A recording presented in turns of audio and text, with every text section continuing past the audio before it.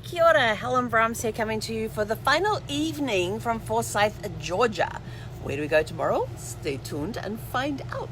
Hope you've all had a super fantastic sparkling day. How did you get on with your challenge today of having some sorry, whiskers on knees tickle. What are you doing it? She's now decided it's playtime. I go live, she wants to play. Go figure. I wanted to play with her earlier, not interested. Now that I'm on the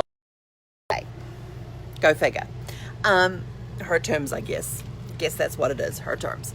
Anyway, hope you're all having a super fantastic sparkling day. How did your challenge, what on earth have you got there, that toy?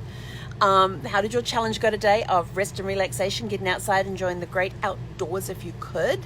I had a great day here. It got very warm very quickly. I think we ended up closing up the RV around 2 o'clock to put the AC on because it just got way too hot. I mean, it was up in the mid 80s here inside the RV. Even though we had all the windows and doors open, there was a beautiful breeze blowing and everything else. It just got too hot. We did go for we did enjoy our walk this morning. Our walk amongst an almost empty campground. So yes, last night when we went for our evening walk, it was almost full. I think we counted 6 empty slots on our walk. Got up this morning. The four campsites next to us were empty. The one down the far end left later on today. It's now full. But there's been a lot of traffic moving. We went down to the area where they have the rally section where they put all the groups when they come in, and there was one vehicle left down there this morning when we were walking down there, and that's where we did our Facebook Live from this morning, and that was almost full last night. So there was a lot of people that got up real early this morning and left. So it's been interesting walking around after such a full campground last night to seeing back to a quarter full again. So it was kind of interesting with that. Then we had to work out, we had to work out where we're going tomorrow. So finally got that sorted. And I put the question out there, west on the I-20 or north on the 75? And north on the 75 won out because they were the only place. We found one place that had vacancy for next weekend, which I totally forgot was Memorial Weekend. So we're actually staying there for a week. We're Monday to Monday. We've actually got to go into Tennessee to get to it, but it's actually in Georgia. But the way you go to get to it, you have to go into Tennessee and come back into Georgia. Go figure. But first stop tomorrow morning. As soon as we leave here, we're going to the Walmart. There's a Walmart about 1.5 miles from here. It's actually up at the next exit in Forsyth, and it's on the other side of the freeway. So we will leave here and go straight to get our grocery shopping done, since we haven't done any since Thursday before we left Claremont. So it's been well over a week since we've done shopping, and I have a desperate need for fresh fruit and fresh greens.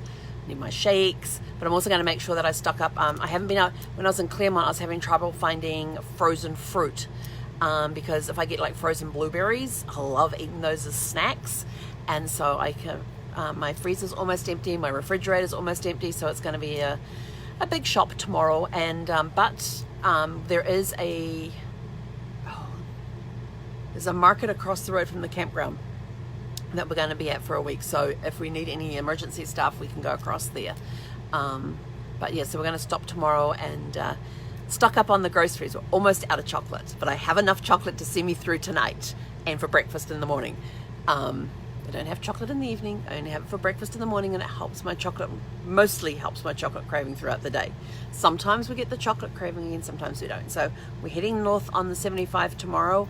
I think it's about, according to the RV Trip Wizard, which goes at me doing 40 miles an hour, it's just under 4 hours. Which is going to be perfect because that allows us time to stop and get groceries. So we'll do the grocery shop first, then we'll hit the road, and then we'll be just under 4 hours away once we hit the road.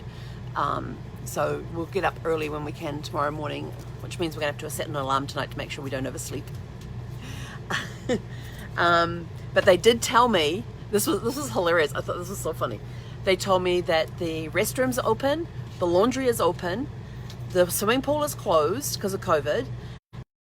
The dog park is closed because of COVID. And I'm like, and the playground is closed. So the playground, the pool, and the dog park are all closed because of COVID. And I'm like, the dog park is closed because of COVID?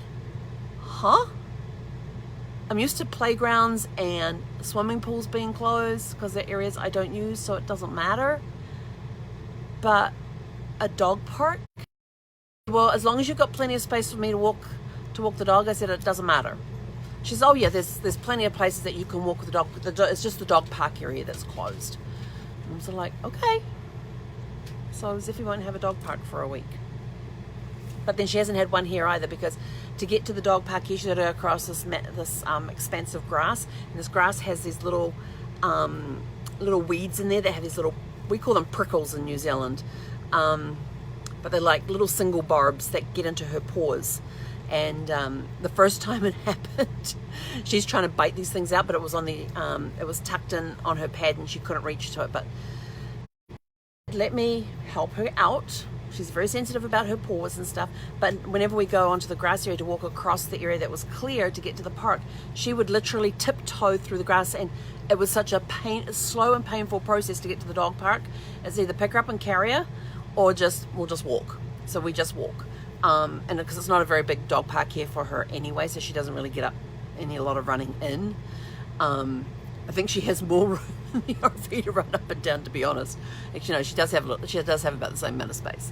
But yeah, because she would stop, sniff the area, and then figure out where she was going to put her feet, and then she'd stop, sniff, figure out where the paws are going to go, and she was like tiptoeing and picking her way through the grass. So it's kind of funny to watch, but at the same time, it's sort of like, you poor thing.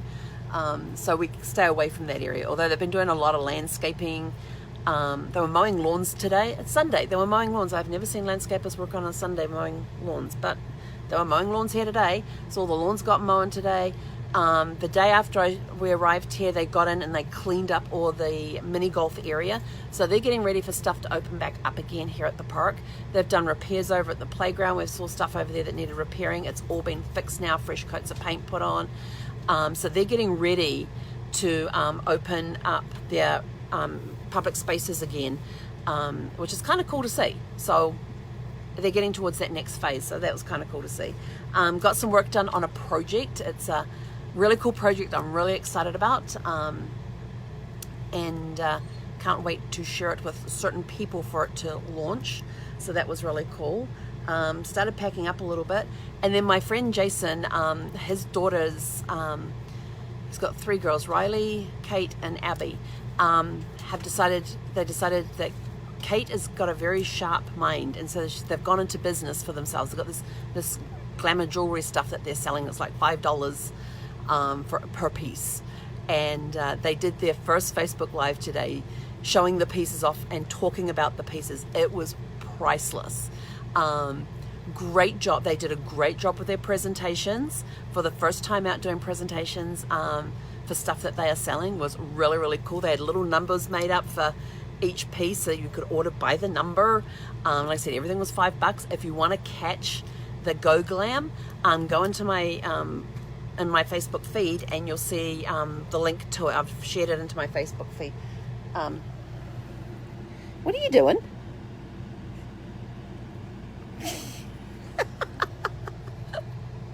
She wants to play. What can I say? Doesn't want to play any other time of the day except when I get a Facebook Live. Then she wants to play. So like, you're not paying me any attention. It's like, well, I pay you attention other times of the day and you're not interested. But as soon as I get interested in, like if I'm working, she'll leave me alone. But the second I get on a Facebook Live, she's like, come play. But yeah, they did Kate and Abby did an awesome job of doing their presentations of each piece of jewelry, describing it, talking about the colors, even talking about birthstones in there. It was really, really cool and very well done, and they just had a blast. So if you want to catch it, go into my Facebook feed and please click on the link and just watch it to give the girls some support, to let them know that people are watching. If you feel inclined, then they've got some great little pieces there. But yeah, I thought they did a bang up job. They did a great job today. So good going, Kate and Abby. You did awesome on your presentations. And Mum and Dad were right there to help. And I think Riley might have been behind the camera. But they did a great job on that. So good to see young minds getting into their own, starting their own businesses and stuff, and the parents there to support them to do that. I think it's something that they should teach more of in schools, is teaching kids and actually having practical exercises where they get to create their own bit. They actually start a business and run a business and learn all the ins and outs. I think that would be a great course to have in schools. I know there are the odd school here and there that does it, but a lot of schools don't. And I think it would be great to teach kids business skills, entrepreneurial business skills. How do you start a business? How do you put together a business plan? How do you put a marketing plan together? How do you make a budget for a business? How does the cash flow work? How do I do the advertising? I don't know what she's doing. What are you doing? She suddenly jumped up behind me like she's burying something back there. What you doing? You silly girl. What you doing? Are you wanting to come? What are you doing? Hey, what you doing? Can't sit there because Mummy's got a cushion there, huh? You gonna put your head up and say hi? Go hello. Hi everyone. I'm hiding. This is what I have to deal with when I'm working. She comes and sits next to me and snuggles up and has her cuddles and her scratches. And so she just decided she wanted cuddles and scratches. Instead of playtime, she gets cuddles and scratches. But yeah, so, I think it's a great idea to teach kids business in schools, and not just when they get to university and stuff. Start them young while their minds are fresh and great sponges, and show them the practical uses of the stuff they're teaching in school. Why do I need to learn English? Why do I need to learn math? Have English projects of, how do you write words of persuasion for a commercial or a marketing thing? In maths, in math they could learn, of course they've got all the adding, dividing, subtraction, percentages, all that sort of stuff, which you use in accounting. Teach them basic bookkeeping. Don't have as an elective, have compulsory business classes. Wouldn't that be cool? Kids are young. They want to learn this stuff. And I got some friends who have, who have programs that kids can do at home where they can learn these skills. But wouldn't it be great to get those programs into schools and get kids learning this sort of stuff? I have no idea. What are you doing? Now she decides she wants to go and get the other side. Oh, Zeffy girl. I love you anyway, no matter what you do. She always makes me laugh, which is always good to do. She's my comedic relief. Yesterday she was so funny doing somersaults next to me on the seat when she was bunching up her blanket that covers the seat. You sweetie girl. Now we're going to go back behind again. Okay, I'm going to move the cushion this time to actually have somewhere to sit. She's probably buried something back there she's trying to get at, but I'm in the way. So where was we? Oh yes, so that's basically it. So tomorrow morning we are going to get up bright and early. Aren't we, Zeph? Get up bright and early and get out of here as soon as possible. Is my co-captain ready to get back on the road again? What have you got in your mouth? Oh, bit of thread. You ready to get back on the road as my co-captain again? Yeah? Okay. We can go do that. Yeah, so, well, that's it from us. I'm going to go take Zeffy for a walk. Can you go for a walk? She's been watching all the comings and goings today. As RVs come in, she runs to the window closest and jumps up to have a look.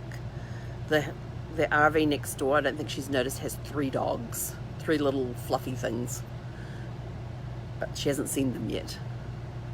So, you ready to go for a walk? Yeah? Should we go for a walk? Okay. You gonna say bye to everybody? Give me a paw. Give me a paw. No? Shake? You gonna shake? Good girl. Good shake. Good girl. See, she does learn. Just takes lots of love and practice. But anyway, that's it from us for this evening. Totally off track, completely no idea what I'm talking about tonight. Have a super fantastic sparkling evening. We will catch you guys tomorrow for the final time from Forsyth, Georgia on this trip. Until then, he konera.